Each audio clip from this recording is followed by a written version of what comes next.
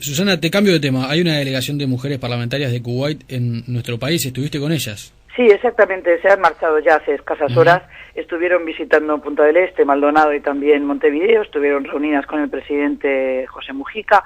Y bueno, y ayer tuvimos una jornada muy linda en el Senado, organizado por la doctora Mónica Xavier y la bancada bicameral femenina, donde pudimos hacer un intercambio breve, porque siempre estas agendas son muy apretadas, pero un intercambio al fin muy sano, muy rico, entre, bueno, la población uruguaya que allí asistió y nos acompañó, las parlamentarias uruguayas, y de nuestra parte, yo como, digamos, interlocutor, alguien que presentaba unas reflexiones encuadrando lo que era la exposición posterior de estas diputadas, que son las tres mujeres que integran, hay 4 mujeres que integran desde el 2009 el Parlamento kuwaití, la Asamblea Nacional de Kuwait, como se llama allí. Les ha costado muchísimas décadas de esfuerzo, de batalla, por poder conseguir el derecho al sufragio, es decir, hacer ellas capaces de votar y ser también elegibles, candidatas, pero no fue hasta el 2005 que obtuvieron ese derecho y recién en el 2004 tuvieron que pasar 4 años para poder convencer a la población, incluso a las mujeres, de que eran mujeres capaces de ejercer la política, ¿verdad?, de que podían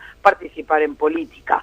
En su país, como ellas bien explicaron, prevalece la idea de que las mujeres son demasiado sensibles y emocionales para poder actuar en un parlamento, y una de ellas comentó, y me pareció muy graciosa la anécdota, dice: sin embargo, luego nuestros hombres en el parlamento se dan de piñas, se insultan, se agreden, eso no es emocional. Y bueno, la gente irrumpió con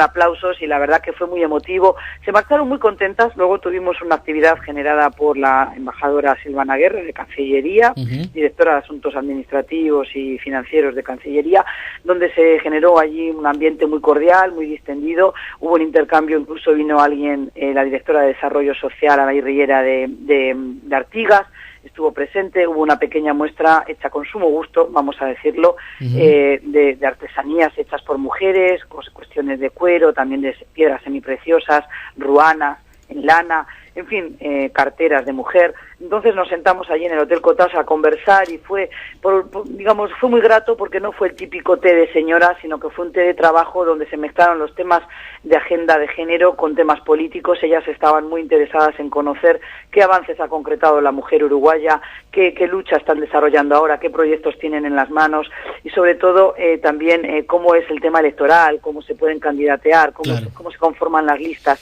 Y pudimos hablar de todo eso, ya digo, muy rápido, pero muy rico el intercambio. ¿Qué reflexión te hicieron a ti sobre Uruguay, que de alguna manera eras alguien que las podía comprender un poco mejor? Lamentaron conocerme el último día. Yo también ciertamente lamenté haber tenido solamente ese encuentro. Me pareció que, y lo digo públicamente, yo había ofrecido haberlo hecho mucho antes. Me parece que pude haber acompañado a la delegación mejor. Son oportunidades, ciertamente hay otras cabezas que pensarán diferente, ¿no? Pero a mí me parece que son oportunidades perdidas. Claro. Pero quedaron muy contentas porque, bueno, hablaba con ellas en árabe, les conté de mis propios estudios de Kuwait, de mujeres que ellas conocían, de cuando yo estuve allí visitando, y bueno, era todo risas, abrazos, elogios al país, elogios a la población. Se van muy contentas, hay que decirlo, a los escuchas se van a quedar contentos con el pueblo uruguayo. Encontraron al pueblo uruguayo muy cálido, les gustó, lo dijeron así abiertamente, mucho más que Argentina, que Chile. Se sintieron muy bien recibidas, muy cómodas, les gustó todo. Saben que la carne es muy buena, una de ellas es vegetariana, no la prueba, pero las otras dos no la comieron porque no hay costumbre de tener un rito halal, de sacrificar al animal vacuno con el rito halal, ¿verdad?, con el rito musulmán, similar al rito kosher de los judíos, ¿verdad?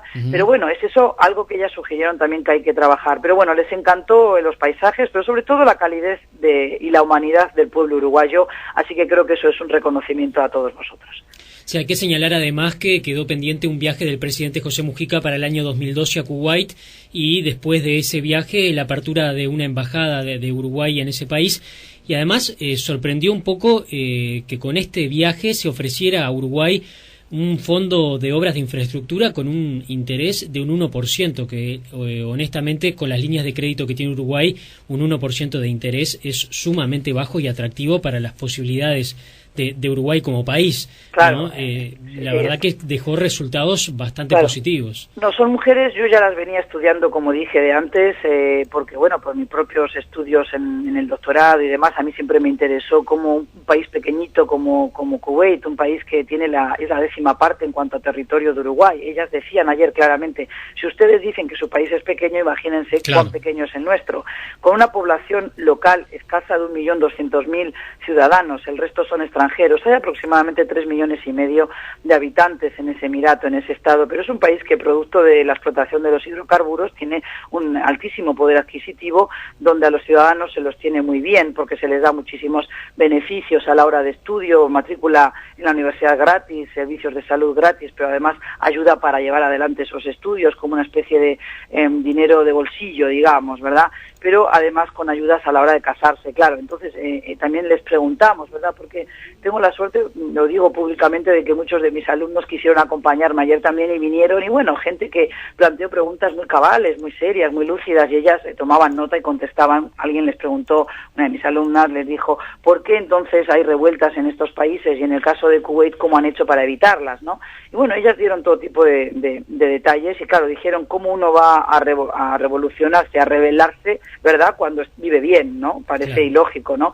Por otra parte, claro, dijeron, como es cierto, que no todo es color de rosa, hay mucho trabajo por hacer, sobre todo en temas de género, y a ellas, que son las primeras legisladoras, les ha tocado la difícil tarea de hacer una muy buena gestión para que esto no influya para mal en futuras generaciones de mujeres políticas, porque si ellas lo hacen mal, el sentimiento que va a prevalecer, no solo entre los hombres, sino también entre las mujeres de Kuwait es, votamos a mujeres, las dejamos entrar en el Parlamento y ¿qué hicieron? Nada. Entonces, bueno, son mujeres, como digo, lúcidas, formadas en Estados Unidos, las 3 tienen doctorados. Esto tampoco es una garantía de nada, vamos a aclarar. Ni Estados Unidos tiene las mejores universidades del mundo, ni mucho menos. Pero me parece que, evidentemente, son mujeres que han transitado caminos diferentes, que han estado en contacto con Occidente, saben cómo se vive, cómo se piensa, se expresan bien en 2 o 3 idiomas.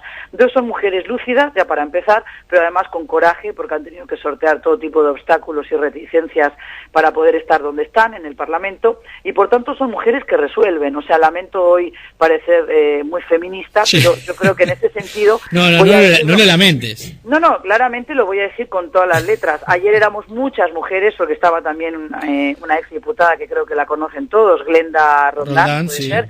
Bueno, y ella habló mucho con estas señoras, y yo, bueno, nunca la había conocido, pero hubo muy buena sintonía entre nosotras, como también la hubo con Anaí Riera de Artigas, y yo estaba allí a 4 manos traduciendo a unas y a otras. Era un entrevero de idiomas castellano, inglés, árabe, pero bueno, fue muy rico, y como tú decías, fue muy productiva la visita. Yo me pregunto si no será porque eran mujeres que no vienen a perder el tiempo, que realmente, aunque estén paseando, entre comillas, también quieren conseguir logros para ellas, para sus parlamentos, porque es donde trabajan, y también para sus naciones. Entonces me pareció que ayer estuvo todo muy bien organizado. Mónica Xavier hizo una muy linda exposición, ellas apreciaron mucho mis palabras también en cuanto a los mitos que tenemos en Occidente sobre las mujeres y cómo hay que desterrarlo. Me lo agradecieron después también en público. Entonces quiero decir que son cosas que si se organizan bien, pues salen bien, y eso habla bien del pueblo uruguayo, de sus instituciones, del Parlamento, del Senado y de vuestras parlamentarias mujeres, ¿no? Entonces creo que es por la línea que hay que transitar. Uno puede ser pequeño, pero eso no es condición para que uno no sea serio, para que no trabaje con profesionalidad. Y yo creo que ahí ayer, cuando ellas dijeron, nos hemos sentido mejor aquí que en Argentina, que no se me enoje el embajador de Argentina si me escucha, pero bueno, es algo que me parece que habla bien de esa calidez del uruguayo, que por otra parte es lo que no se debe perder, ¿verdad? Susana, tengo que leerte un par de mensajes. Rubén de Cebollatí dice, buen día, lo felicito por el programa, me encanta escuchar a Susana Mangana, la tiene bien clara, es excelente, dice Rubén. Bueno, me alegra mucho, porque a mí también me sirve mucho, me alimenta mucho mensajes como los de Rubén, y bueno, yo le agradezco a él la paciencia de escucharme, porque me han dicho que hablo muy rápido, es verdad. Las mujeres, bueno, ves, las mujeres alguna contra tienen, hablan muy rápido. Lo que pasa es que hablo rápido, ¿sabéis por qué, chicos? Porque sé que en algún momento, hoy por suerte no es así, y lo agradezco, pero me vais a cortar, y quiero decir cosas con sentido, quiero redondear las ideas, que no sea una charla de café, que la gente no crea que leo los titulares y ya está. O sea, a mí me preocupa que son temas muy peliagudos, por algo están 60 años en conflicto unos y otros, entonces no se pueden tratar en 2 o 3 minutos, no es serio. Rosa dice que la profesora repita los datos del curso. Sí, bueno, porque lo habías comentado la semana anterior cuando estuviste en el programa. claro, a Rubén y a todos aquellos que nos escuchan, incluso a gente del interior, ¿no? Porque este año venimos también intentando mejorar aquello que otros años quizás no tuvimos en cuenta. Y hoy justo arranca un curso también en la Católica que son 3 talleres, en realidad dividido en 3 módulos. El primero dedicado a geoestrategia, geopolítica, donde vamos a tratar todas estas cuestiones como el asunto del conflicto entre palestinos e israelíes o entre árabes e Israel, todo el tema de, por ejemplo, la amenaza del Islam, supuesta amenaza hacia Occidente, real o ficticia. Bueno, cuestiones que tienen que ver con también la explotación del hidrocarburo o del petróleo y de la industria petrolera allí en Oriente Medio, qué intereses se generan. Todo eso en el primer módulo. En el segundo, que será ya para mediados de octubre, trataremos de ver películas y de traer invitados que nos van a hablar de la narrativa, de la literatura actual en el mundo árabe contemporáneo para saber más, porque siempre nos hablan de terroristas, de kamikazes o de muertos, pero nadie nos habla de las mujeres que estudian, de los intelectuales, de los periodistas. En Uruguay, ¿qué sabemos de la literatura, de la poesía de estos países? Y no lo digo solo por Uruguay, por España, que estamos a 14 kilómetros de Marruecos. Claro. Se conocen 3, 4, 5 nombres contados con los dedos de una mano. Entonces, eso es lo triste, y me parece que el público que me sigue aquí en mis cursos pide eso y hay que dárselo. Y el tercer módulo, que sería ya a partir de mediados, fines de octubre, noviembre, a primeros de diciembre, tendremos también panelistas, tenemos una suerte de coloquios interactivos para tratar cuestiones como el Islam y los otros. Todo aquello que es polémico y controversial en el Islam, por lo menos desde los ojos de un occidental, tratarlo también desde otras expresiones de fe. ¿Cómo se trata a la mujer en la fe Bahá'í o, por ejemplo, en el judaísmo? ¿Cómo es la cuestión de la paciencia y el trabajo del sacrificio, por ejemplo, en otras comunidades religiosas, también aquí en Uruguay, ¿verdad? Y bueno, ahí tengo una serie de contactos con otros líderes, pero también integrantes de otras religiones que normalmente con mucho gusto participan de la cátedra y nos dan una visión. Y ahí se genera un diálogo y un intercambio muy rico, ¿no? A pesar de lo que se crea, Leandro, en Uruguay, aunque es una sociedad de un Estado laico, el Estado es laico, ¿verdad? Pero la sociedad no lo es. Quiero decir que la enseñanza pública sí, hay división de poderes, pero la gente tiene cada cual sus creencias. Entonces, en esta sociedad posmoderna, lejos de erradicar la religión de nuestra sociedad, lo que hay es una explosión de diferentes fes, de diferentes manifestaciones, la umbanda, otras culturas afrodescendientes o de, por ejemplo, ritos indígenas que ahora se empiezan a recuperar.